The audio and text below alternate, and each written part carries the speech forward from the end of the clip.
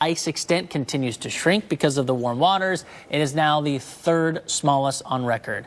And somewhere between a quarter and a third of the food we produce, I'm moving on now, ends up right here in the trash can. Some of that is because the food we purchased goes bad before we actually eat it. That salad that you buy, you say you're going to eat. I always feel bad when I see a banana going brown and none of the kids are eating it. But supermarkets are also contributing to the main problem.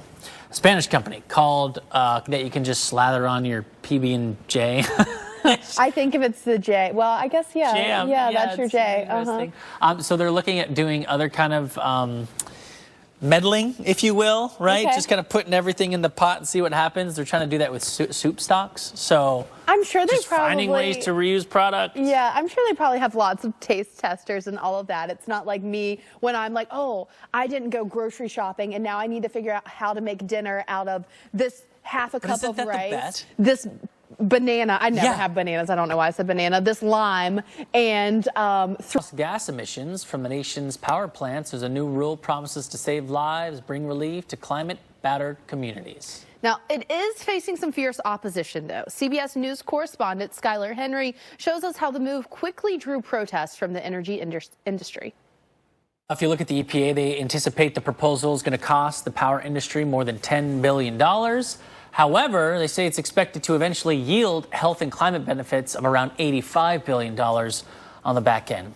This one's always such a tricky subject because you go with like financial obligations and energy and just clean air in general. When you look at that ozone, or the smoky skies, well, I think that's not good. At some point, it's like, well, yeah, all of this stuff is great, but if we're all too sick to enjoy it, then what is the point? And I think that's what it's going to end up coming down to. For more stories like this, make sure you guys check out Patterns for you to come, welcome you back with.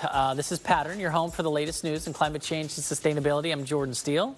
And I'm Felicia Combs. Steph Abrams has the day off, but she'll be back next week.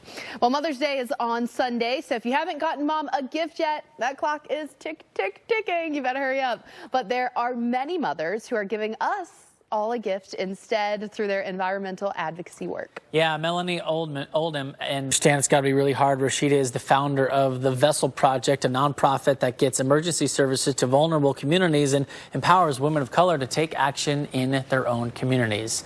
It's really hard to see these specific spots where you just have so much concentrated bad stuff going out and you happen to live right next to it. And so many people are like, well, why don't they just move? And I'm like, there are so many different factors that go into someone staying in these areas, and that they shouldn't have to.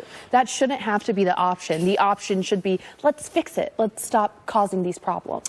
Shout out to all you moms trying to do what you can to keep your family safe, and just shout out to all moms in general. Okay, coming up next on Pattern, we're talking person, because this is very polarizing. Yeah, I'm not, but I understand that you are. Jordan and I are already ordering our oysters for dinner. No.